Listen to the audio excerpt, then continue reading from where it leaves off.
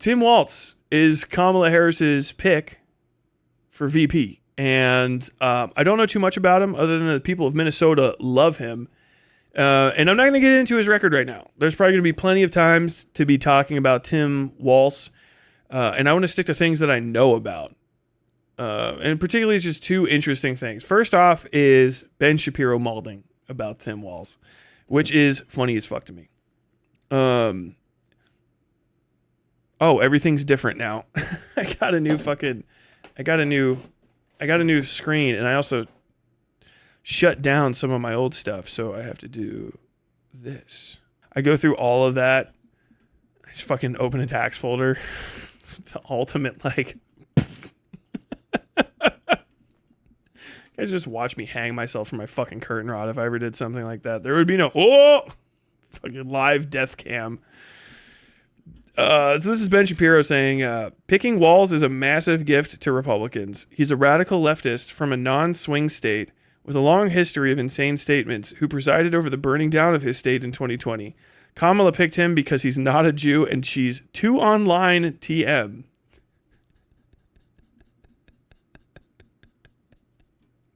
It's like funny every time I read it because I have no... Like... He sounds like he's malding like crazy. This just sounds like cope, and I don't even know what he's coping for. Other than it maybe just like Tim Walz might be the best possible fucking running mate in the history of running mates.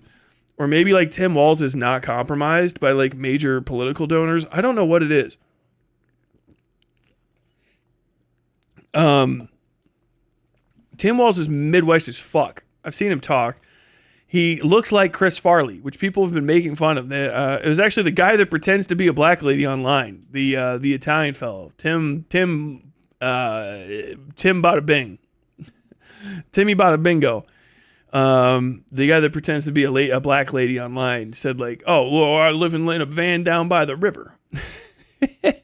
I think that was him.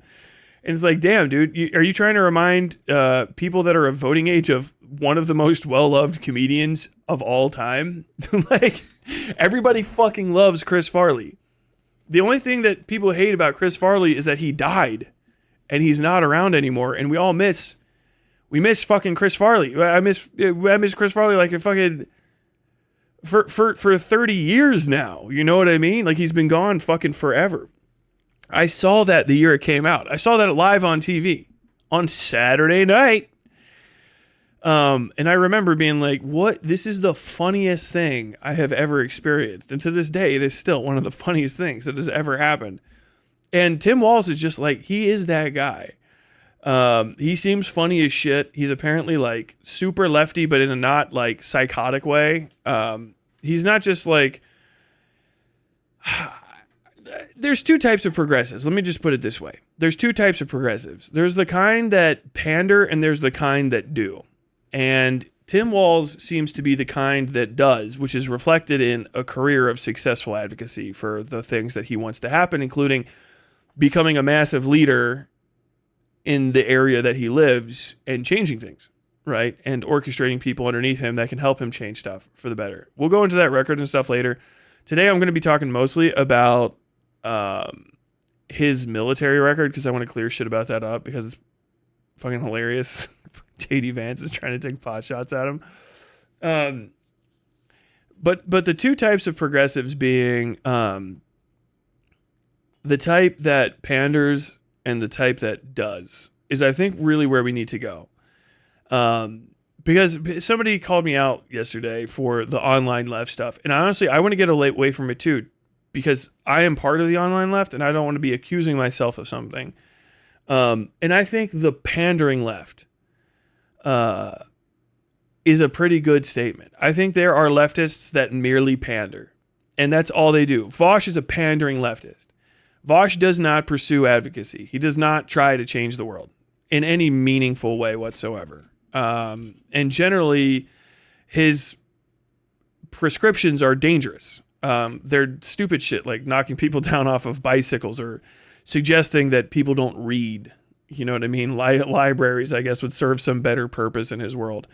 He's a person that has advocated for other people's death simply because they don't agree with him. And it was like not maybe actually as funny at the time when nobody laughed as he tries to pretend it is now. And I think that's kind of just, I want this fucking guitar pick. It was underneath the foot. It was underneath the foot of my guy. Does this guy think that just because he has a little bit of brain damage, he's neuroatypical? Me trying to get my fucking, I'm trying to stem out by flicking the goddamn guitar pick. It's underneath the foot of my 30-pound fucking computer tot. And I need this. You don't understand. I need this. so I can do this noise and make myself feel comfortable. Okay? There's the pandering left and the left that does. And I feel like a pandering leftist should be a pejorative from now on. I want to spread that. I want to make people's lives worse with that phrase. Because that really is kind of the heart of the shortcomings that we're seeing in his community and the general left community are these people who create subsections of the left that require first pandering and then action. And you can never get enough pandering. They want you to be perfect in your language and unassailable in your description of issues and whatever their image of what leftism is has to be met perfectly before you can be considered an advocate for leftism. Ignore completely that you've actually done anything. You know what I mean? So we have been constantly faced with these people who act like ops in my mind. They act like fucking ops. Like they're trying to like undo leftist fucking advocacy by basically when you see somebody getting something done, like AOC is fine. AOC is a great politician and she's pretty good for getting progressive policies through, like literally better than 99% of politicians in history. Kind of. You know what I mean? Like, when you really think about it, she's very, very solid. She doesn't seem like she's fucking purchased. She's not perfect, and she's still a politician. And she's just doing stuff, which is more than you can say for pretty much all of the people that criticize her on fucking YouTube. And it's like, oh, well, Tyler, I don't know. But the thing about it is, these people need to detract from successful action in the real world in order to puff up the value of pandering, because one can always pander. I could pander to you guys right now. I could just start saying anything that you wanted to hear until you felt good, and I would burn off giant chunks of my audience, but the rest of the audience would stick around because they wanted to be pandered to, and you might not even immediately notice it. This performative pandering is a very, very big issue, okay? And I'm seeing it in most of again and again and again in most of the issues that I come across. Second thought, a pandering fucking leftist. I ask people, like, what is specifically he's good for? People are like, oh, I don't know if you understand this. He says very good things. You're like, well, he's just really good at saying the thing that I like to hear. Like, but what does it do? I was like, I don't know. I fucking just like the way he talks. Like, yeah, he's a pandering leftist. It's the pandering left.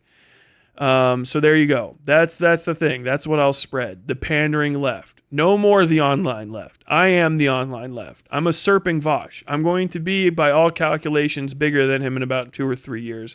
If not sooner. If you want me to be bigger than Vosh so that Vosh can't ignore me, and every time he makes a video, I'll have 625K subs, and I'll say he's fucking wrong and he should shut up, and then he won't be able to ignore me. We can have that. You just have to make me bigger. I'm not going to change.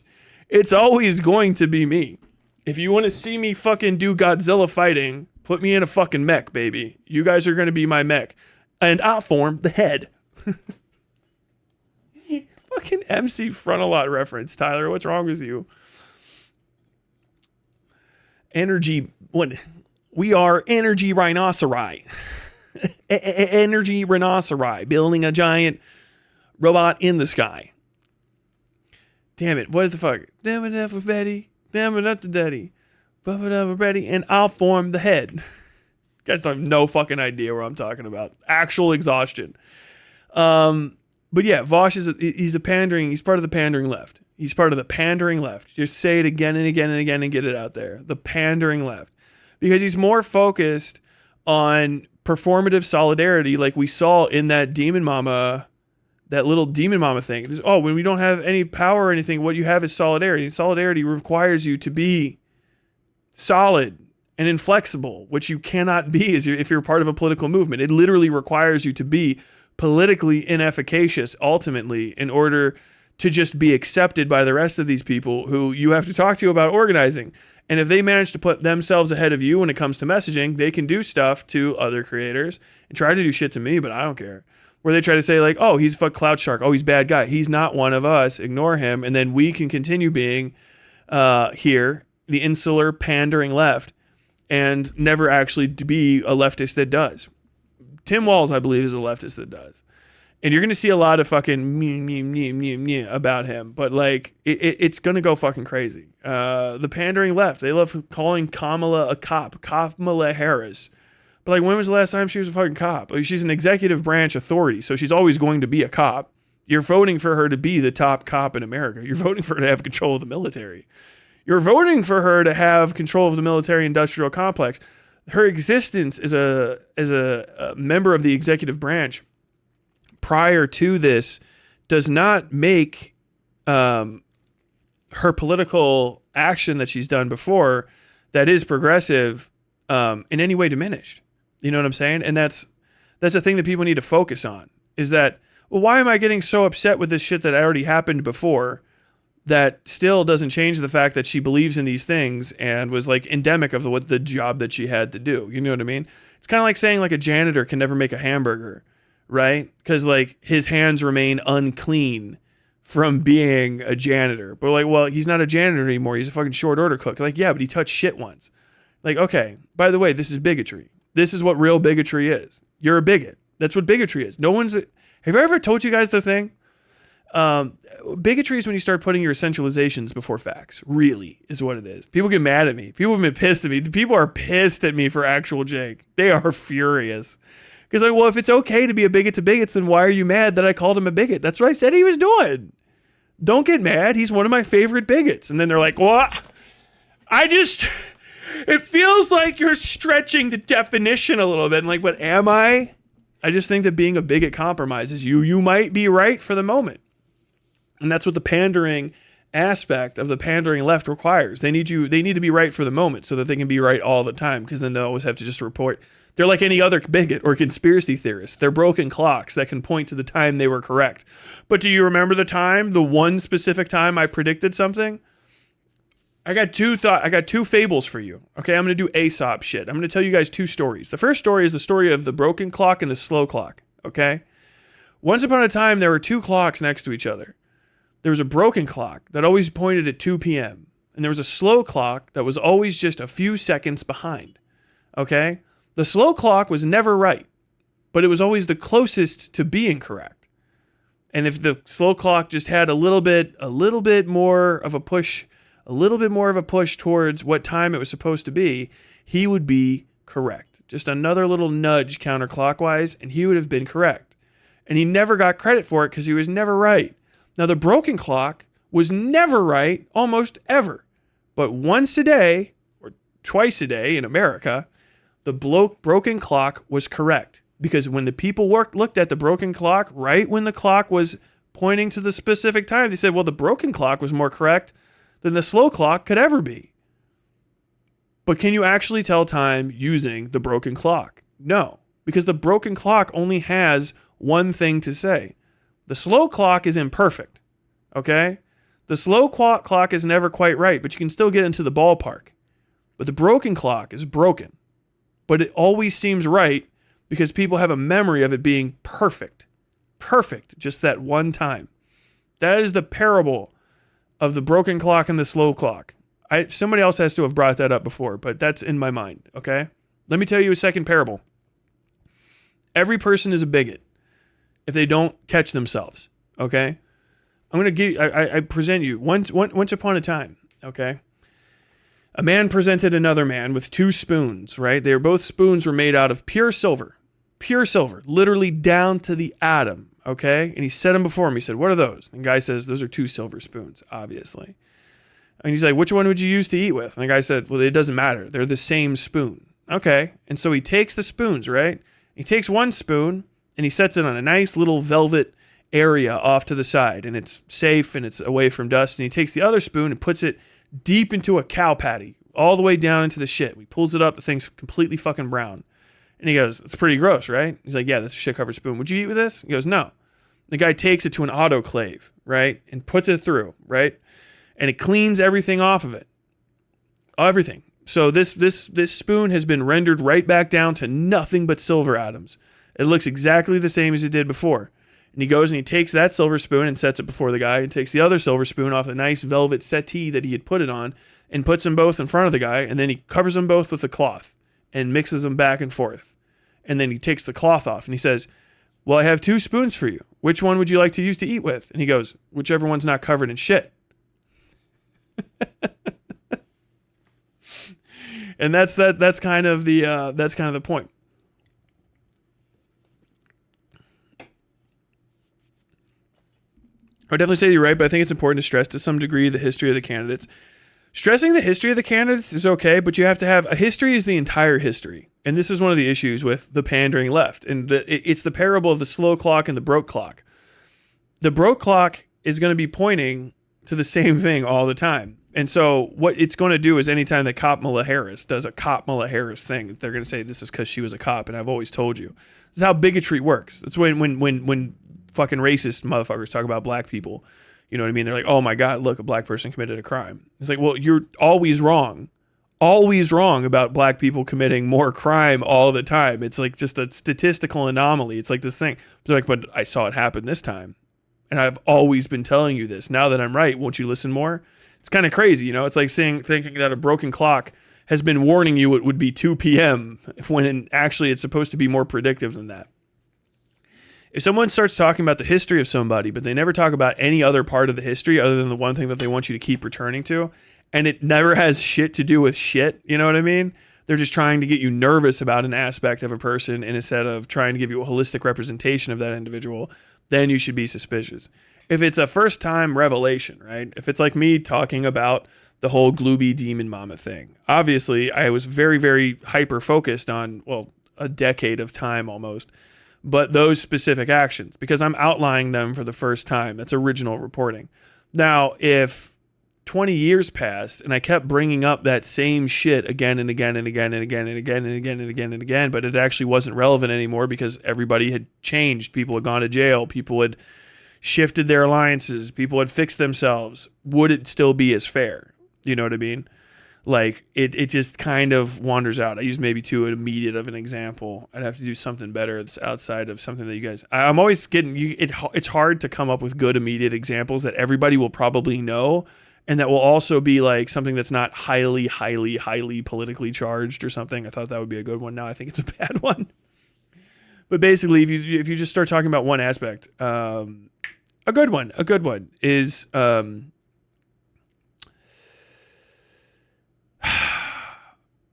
the second I started thinking about was RFK. It's such a gray area that's hard to get to. It's good to go back to it, but just be suspicious of people that only repeat the one specific aspect of it, particularly when it's not emblematic of who the person is to this day. I was going to bring up RFK being a heroin addict, but he just acts like a psycho because I was like, well, he's not really a heroin addict anymore, you know? That's not his issue. The issue is now the gigantic dead chunk of his brain with the worm in it.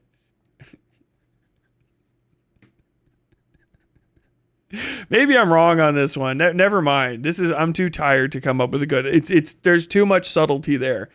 But ultimately, just be aware of people hyper focusing on shit. Let me just get to the fucking thing. God damn it. I feel like an idiot right now. Okay. So, JD Vance is doing everything in his fucking power to remain relevant to some degree. Shout out Apodlacha, actually. Apodlacha. Good podcast from some West Virginia folk, I believe. They might be just Kentuckians. I can't remember. They always call him John Dammit Vance. JD Vance, John Dammit Vance. He's John Dammit Vance is a American senator and a successful novelist from Ohio, basically. Oh, watch out. Here's the fun for Sleepy Tyler. Also, I don't quite follow the spoon fable. Could you expand on that? Not today. I've got I think I did fuck it up. I fucked that one up. I have to bring it up to people. I'm literally too tired for it. I'm so sorry. That's like the second or third time I've brought it up. But basically, the point is it's hard to see the poon. It's hard to see. Not for me, darling. For me, it's quite easy to see the poon. It's hard to look at a spoon that's been rendered right back to it when you can't get past the history of it. You know what I mean? Which one doesn't have shit on it? Is sort of the point. I need to retell it. Usually I do that to people as a question. I made that one up, and I always ask people, which spoon would you prefer? And they're always like, the one that doesn't have shit on it, but it doesn't have it. You know what I mean? But they're like, still, like, I would prefer the one that was perfect all the way through. It's because everybody has a sense of bigotry in them. That essentializing aspect, that stain that's on something, can never really be washed away, which is why it's good that we die eventually. Because it's good to get a new shake on life. You know what I mean? But yeah, Tim Walz has been making fun of JD Vance. If you guys don't know, JD Vance has been accused of fucking a couch. I don't know where it came from. I don't even care to look. I just think it's fucking funny. Because he got a couch fucker vibe. You know what I mean? It's wild that, like, U.S. politics is trying to so closely follow The Boys. Because, like, this is just the most The Deep type character ever. I didn't fuck that couch.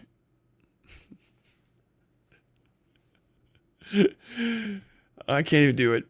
I want to do the whole bit, but I'm like fucking beat up. Either way, everyone's just like, make a mistake. Oh, I wonder if I can. Oh, I wonder. Hold on. You thought you were the best, but you're not. Yeah, I could cheat my way into doing the. I can cheat my way into doing the voice the right way. Look at you. Yet another day out there in the sky. Yet another day out there in the sky. You go up to him and look inside his parcels, but they don't look quite the way you thought they would. In the back of the inn, there's a man hanging from a tree. That's actually pretty close. One of his shoes is missing, and a belt is wrapped around his neck. 2 children are over at the side of the yard. One of them looks to you. If anybody doesn't know, I'm doing a fucking Disco Elysium reference. It still hurts my throat, though. Oh, my God. Was the couch lobotomizing itself for you, too? What? Deep, did you get rid of the couch? I got rid of the couch. Deep, did you get rid of it? We're going to go to your house right now, Deep. And if I swear to God, if I have anything to sit on more than a chair, that's it for you. It's not my fault. That chair is a slut.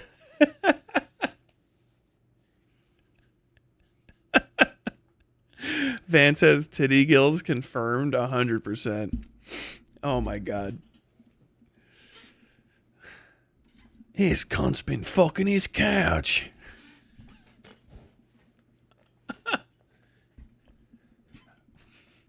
Butcher, get over here. Look. Oi, this cunt's been fucking his couch. He's a couch fucker. You see JD Vance?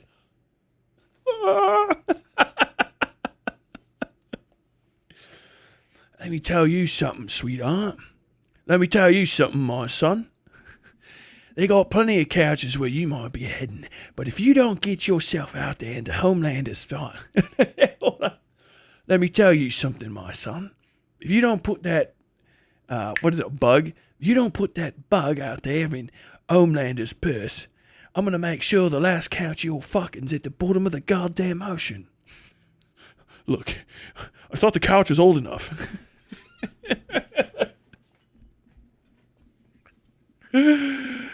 Tyler, what's up? Would Kamala be Sister Sage in this scenario? Maybe, I don't know. AOC died, unfortunately. What is this? A little birthday cake? Thank you, Uncle Iroll. But either way, Vance has tried to attack Tim Walz on his veteran status because they can't find anything else to hit on him for. Whoa. Well, I wonder, Tim Walz, when were you ever in war? When was this? What was this weapon? Well, I wonder, Tim Walz, when were you ever in war? When was this? What was this weapon that you carried into war, given that you abandoned your unit right before they went to Iraq, and he has not spent a day in a combat zone? What bothers me about Tim Walz is the stolen valor garbage. Do not pretend to be something that you're not. And if he wants to criticize me for getting an Ivy League education, I'm proud of the fact that my mamaw supported me.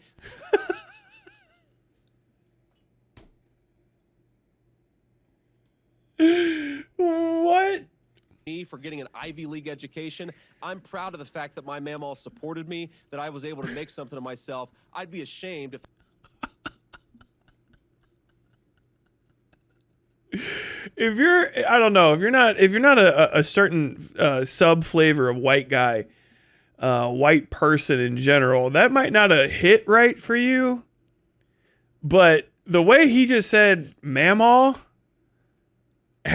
has no fucking spice on it whatsoever. This man has never sipped moonshine. My man, you may be upset about my Ivy League education, but my mamaw, I can't even say it that my mamaw. I didn't know you could say that word with every fucking letter. It's like hearing somebody else. When I was growing up in the hood in South Central LA. No, when I was growing up in the hood in South Central Los Angeles. Oh my God.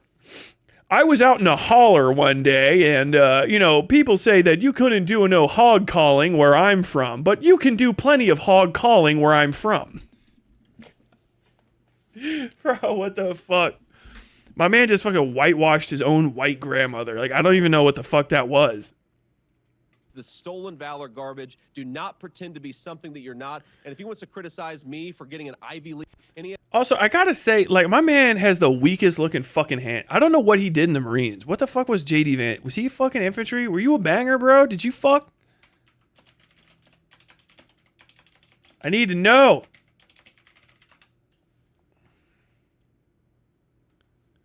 John damn it, Vance. You went to Middletown? Did you go to real Middletown? Are you from fucking Ohio?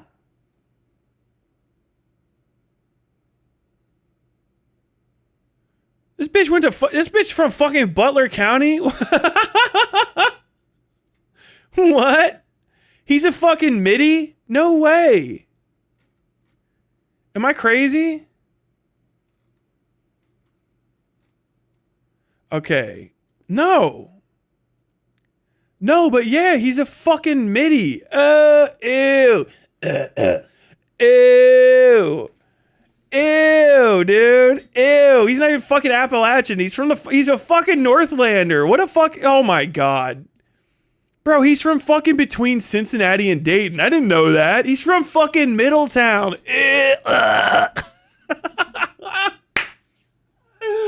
Oh no, dude. What's it like being from the fucking high school with the worst football team in the entire fucking Hamilton County area?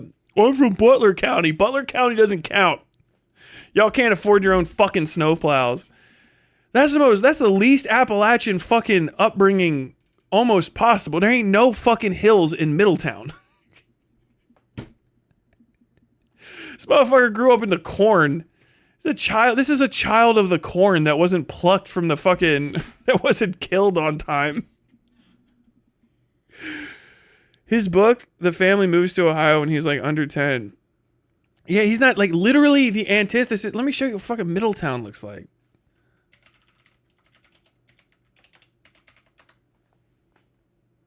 Yeah, that's about it.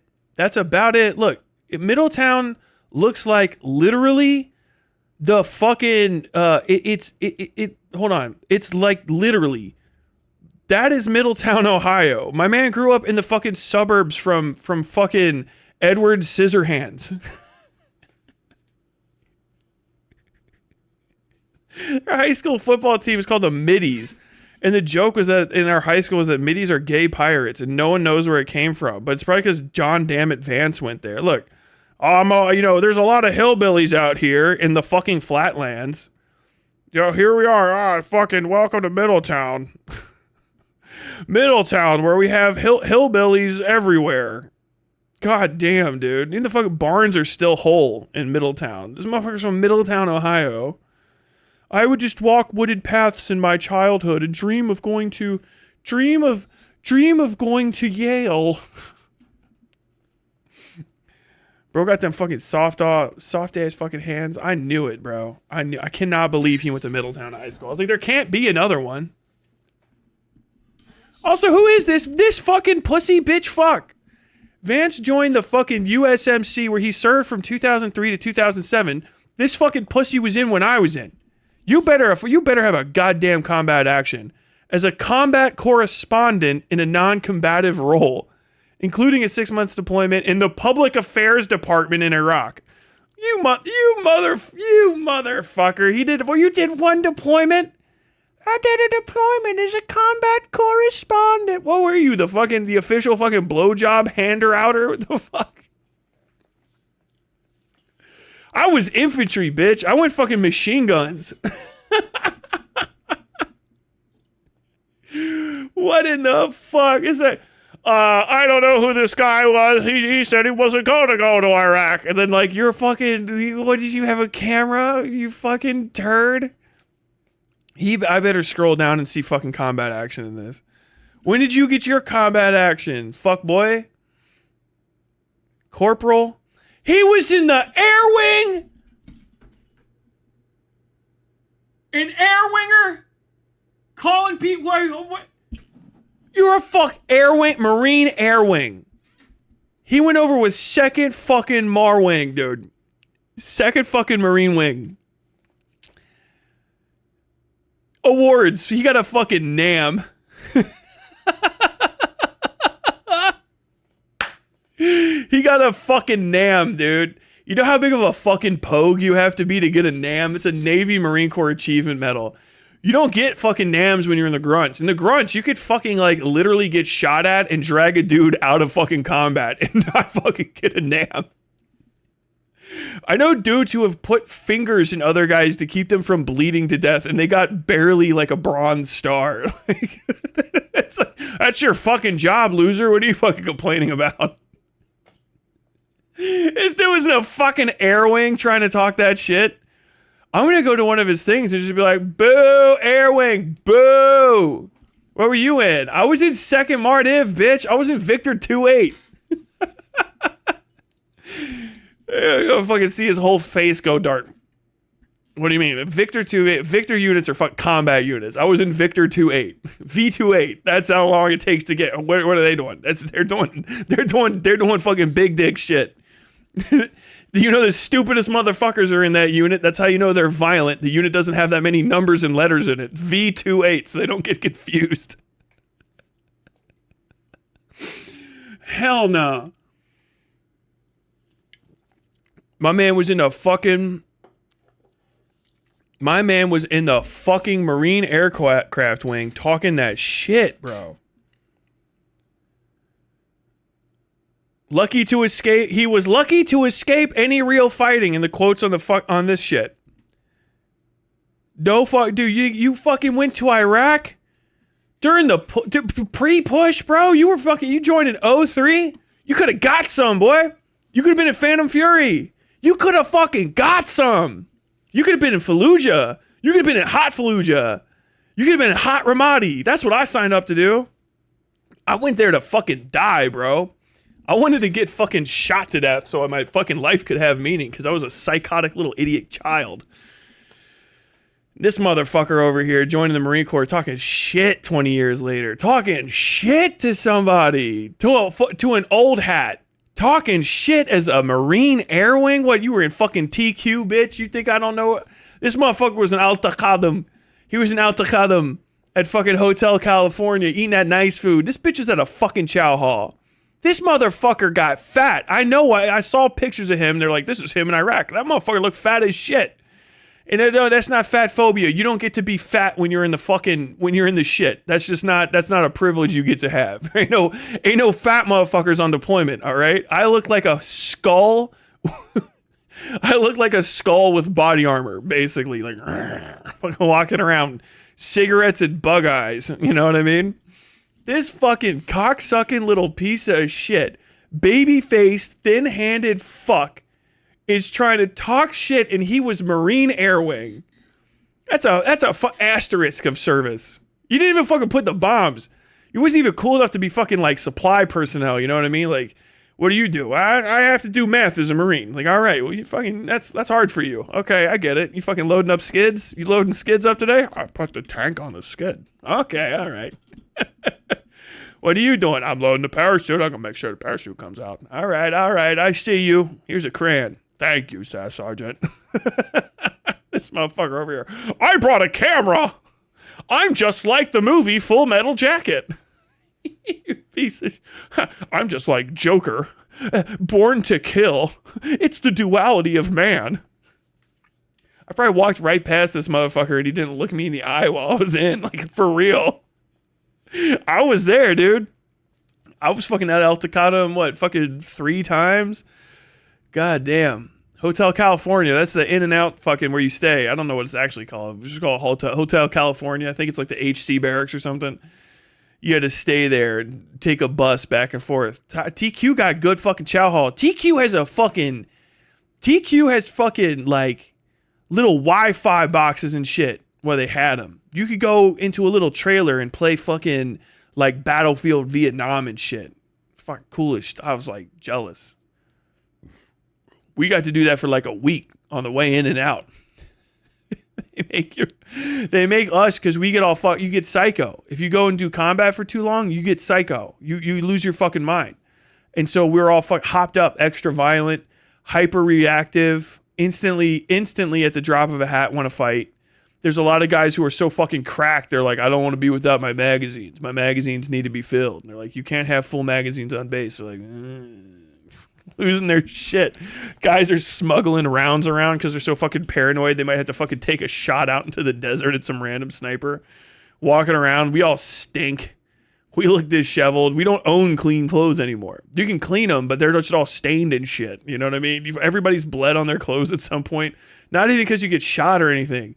You just get stabbed all the time in fucking combat by things that are not enemy combatants. Just like the trees will be like, I got a fucking hole in me because I had to walk where people don't walk through like gigantic thorn bush or some shit. Just grimed up. This little fucking pussy's walking around. Oh, we're all Marines at the end of the day. We're all riflemen, right? Like, shut the fuck up, you pogue fuck rat piece of shit. Shut the fucking know your place, bitch. Get the fuck out of here. We made a joke one time. We're like, I bet we could scare all the fucking pogues off the back of this goddamn bus so that we could get to the chow hall faster. Thought about doing it. Dude, fucking infantry walks around like some fucking thugs, bro. Animals. Absolute fucking beasts.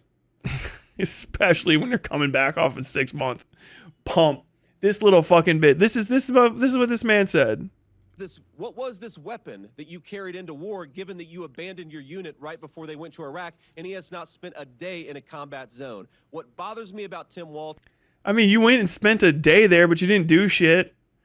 It's pretty telling that you went to a combat zone when it was hot and didn't manage to get even mortared. Like, that's wild. We used to make fun of the fucking pogues of Fallujah because they would get they all get shell-shocked. They get mortared like the one time, and it doesn't even land in base, and they're like, They get their little fucking combat action ribbon. Fucking RPG skips over the wall, doesn't even explode, but the UXO was like, it was outside the fucking blast barrier. If I ran PT through there, I could have perished. Like, all right, whatever, bro. I took shits during fucking mortar fire. You know what I mean? Like, I walked from like protection to non-protection to protection again because I had a shit and I just didn't care. I was just like, I'll die. I don't feel like there are good shots today. I'll just fucking die. I don't give a fuck. And there's harder motherfuckers than me by far. I'll tell my stories. And there's somebody that was in like fucking Al Kharma, fucking north of us. Like, dude, every day was just like, some people get rained on, we got shot at, bro. I've had more fucking 7.62 fall next to my face than like probably most people on Earth. All right, fucking gangster. We know what we signed up for. All right, cool. Goddamn fucking Echo Company up there getting some. This is fucking weak shit. This is weak shit. This motherfucker. What? Who are you to talk? That's crazy. You're calling out a fucking National Guardsman, but you're air wing and you're a combat correspondent.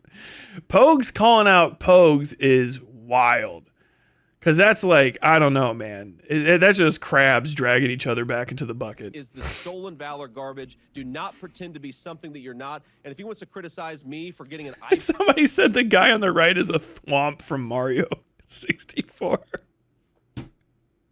League education. I'm proud of the fact that my mamaw supported me. My I was able to mamaw. make something of myself. I'd be ashamed if I was him and I lied about my military service like he did.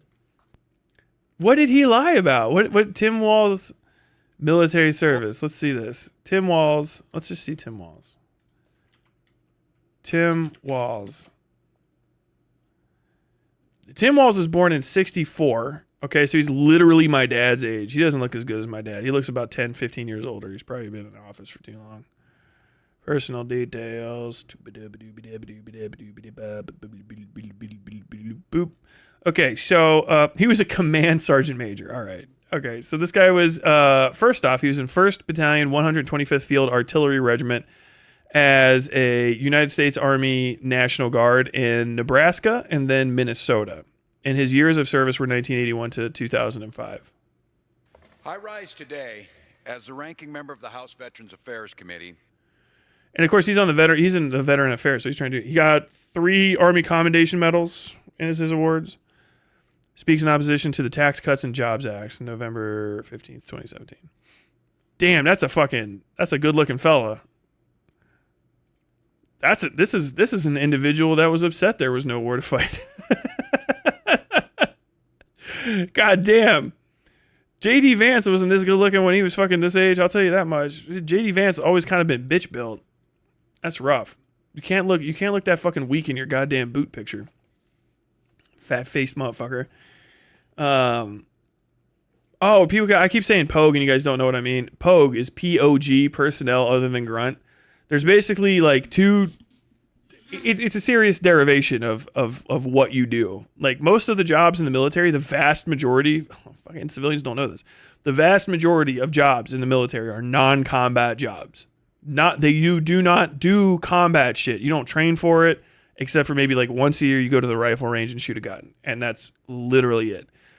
It would be beyond the worst possible situation ever for you to have to shoot at anyone. And most you might go and like, if you're combat adjacent, like something like comms or motor T, certain supplies, certain intel jobs, you might have to like stand post or something. And it's not going to be a very serious post. And that shit's fucking mad easy. I was grunt. All right. I was infantry.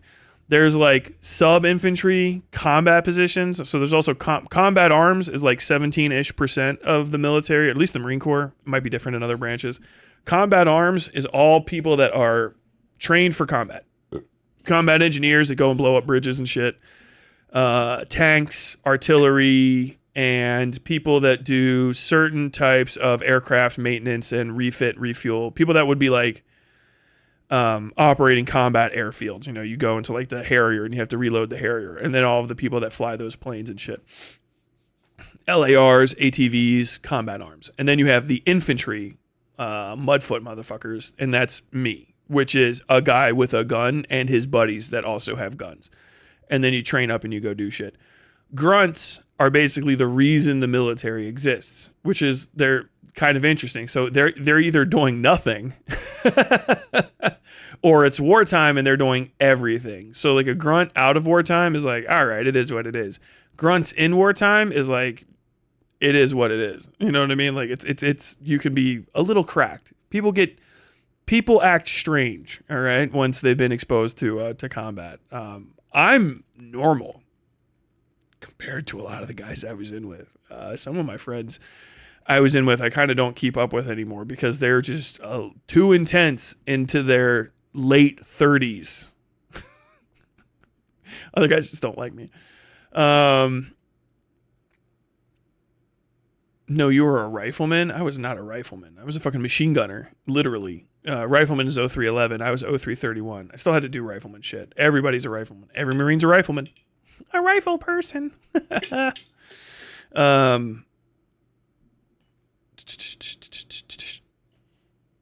But basically, yeah. This is actually... Tim Walz had a combat arms job. He just happened to be in when there's no reason for National Guardsmen to do any sort of combat arms. And when he got out, he was a command sergeant major, which is as high as you get. There's no abandoning your unit at that level. The dude was in for 24, 25 years. They were probably just telling him, like, you don't need to be here, and there's no reason for you to go. If they were trained up, whatever mission that they were going out for, they're ready for it. First off, the most important people after deployment are the ones on the ground, and then it goes up from there. If I was training up for a deployment and then I bailed before the deployment and didn't go on it, I would fuck over my team because they need me for every day.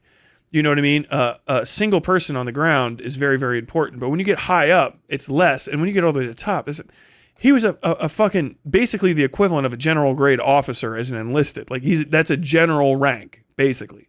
High level staff. He was an old man already. 20 years is when you can get out.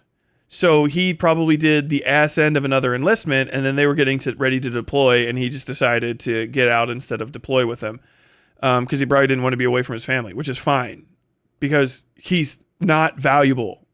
I don't know how to explain this anymore. Like that's when it's time to do shit. Honestly, everything that a command sergeant major needs to do is before you go overseas. They do stuff like make sure that promotions happen and make sure that the staff officers underneath them and those staff officers, NCOs, are all like appropriately trained and shit.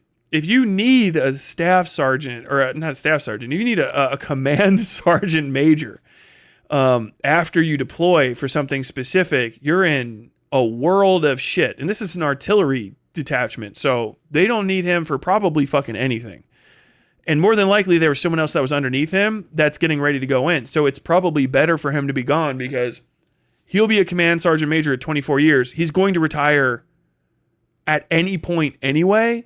And so stepping down, so whoever's underneath him, his command first sergeant or whatever the fuck, that's going to be immediately underneath him. He might have even had another sergeant major that wasn't the command sergeant major that was getting ready to take over. So having that person take his role when they go over and like execute it at that level is going to be good for the other person's career, especially if they are a first sergeant, or whatever's immediately underneath that rank in the Army. Technically, like it's such a non-statement, and it's fucking bizarre. Like it would be stunning to find. Just imagine there's an artillery segment of National Guardsmen. So I don't even know where they're going to be. It's when was it actually? It's 2005. So that's actually when I'm in. Where are they going to be? I can't remember. So they're not going to even be in Anbar. They're going to be in the fucking Army area. So they're going to be outside of Baghdad? You know what I mean? So they're going to be running artillery ops in an extremely, maybe some conflict, but they're probably going to be running ops out of a major base in and around Baghdad. So they're going to be in the base in an artillery position, and Army artillery already exists. Marine artillery already exists. Offshore naval artillery already exists. Close air support exists in every facet for every branch. Like, they are probably going to be, if I had to guess, shooting counter mortar and illume missions, and that's it, because they're a fucking artillery unit in Iraq in 2005. I called in artillery in Iraq in 2006. It wasn't very cool. It would be like, hey, we needed an illume. Hey, can you guys confirm that your position, because we're shooting in an area and we want to make sure it's not. Okay, Roger. We are at fucking this grid. Over. Roger. Firing. Boom. Okay. Yeah. Okay. That's it. It's the safest job in combat arms, really, because it literally requires you to be as far from fucking combat as possible. It's an artillery piece. You are naturally going to be at least like, what, 10 kilometers away from whatever the fuck you're shooting at. It's a gigantic fucking bomb that goes... Artillery. Like, oh shit, is the command sergeant major here? I just want to fucking ask artillery people that, hey, you know, when you were shooting like Illum missions and shit, did you ever a moment where you were like, oh fuck, the command sergeant major didn't deploy with us. What will we do? How will we possibly plot this grid coordinate and do the thing that we, our one job of loading around and shooting it? Like, oh man, I don't know. Hey, we're in the middle of Iraq. Could somebody please organize an awards formation for us? Oh no, I can't immediately NJP people. Do we not have a command sergeant major here to oversee a courts martial? Oh my God. You have an entire operations structure in Iraq as well that he's going to be falling under that they might not even need a sergeant major for. Some units deploy without chunks of the rest of their leadership all the time. Because you might deploy underneath, like we were a battalion. And when we deployed with 2-8, we didn't deploy. We would attach to a regimental command structure that wasn't our regiment because we were part of 2nd Marine Regiment, 2nd Battalion, 8th Marines, 2nd Marine Regiment, right? Right? I was 2nd Reg, right? Right. 2nd Battalion, 8th Marines. So our battalion, no, 2nd Battalion, 8th Marine Regiment. What the fuck is wrong with me? 2nd Mar Div. I was so stupid. I knew I was wrong. I was like, what the fuck am I saying wrong? We were in 2nd Battalion, 8th Marine Regiment, 2nd Mar Div. But when we deployed, we wouldn't deploy with the entire 8th Regiment, right? Like 3rd Battalion deployed at a different time than us. And I don't think I ever saw 1st Battalion, 8th Marines once. We don't know each other really. Like they're on a whole different chunk of the parade deck and stuff. So like they're somewhere the fuck else. 3-8's a psychotic fucking unit. 3-8 was stabbing fucking hookers to death in Jacksonville. People don't forget. But you deploy, and so like you don't need your regimental commander if they didn't deploy with you and then they got out too. That doesn't matter because when you deploy, the 2nd Battalion goes out and you're still Victor 2-8, but you're going to be attached to whatever regimental command structure exists when you get there, which is probably going to be like, you know, 3rd or 4th Marine Regiment or whatever the fuck, and they are going to be acting as 3rd or 4th Marine. I can't remember how that is talked. You're Victor 2-8. That's who you belong to back in the States.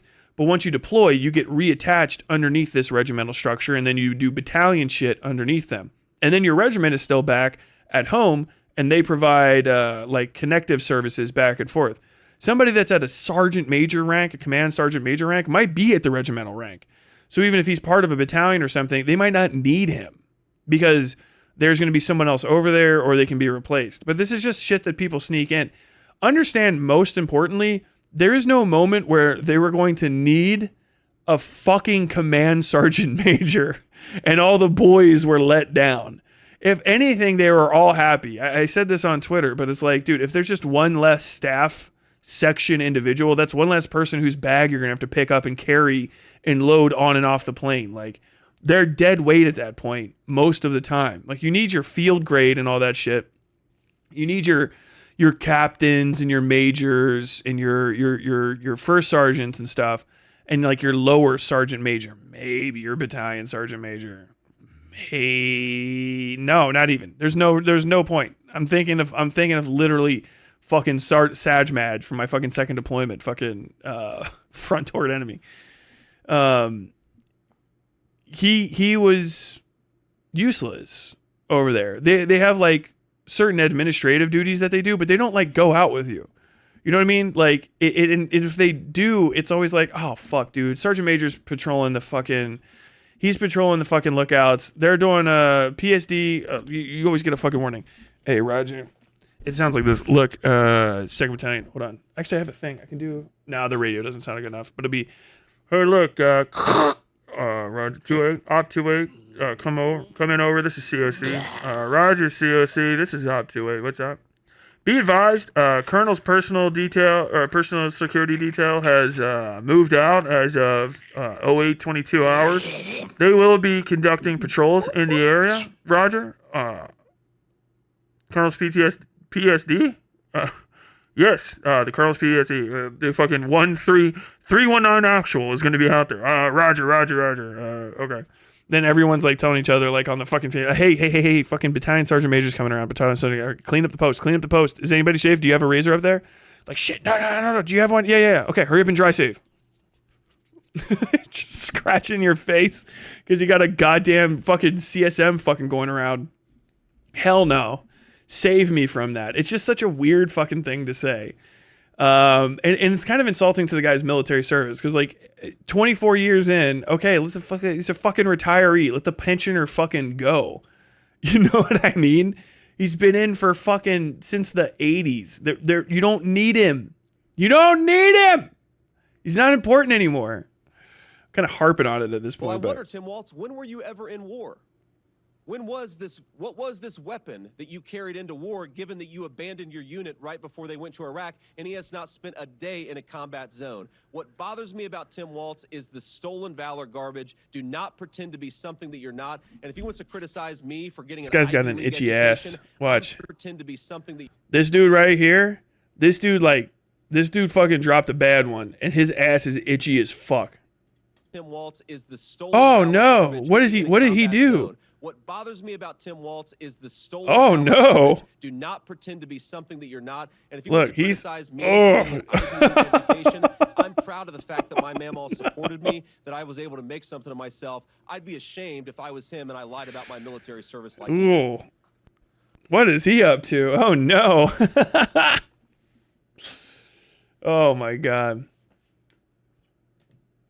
Either way, I think it's bullshit. JD Vance is a cunt. Fuck him. Hope you enjoy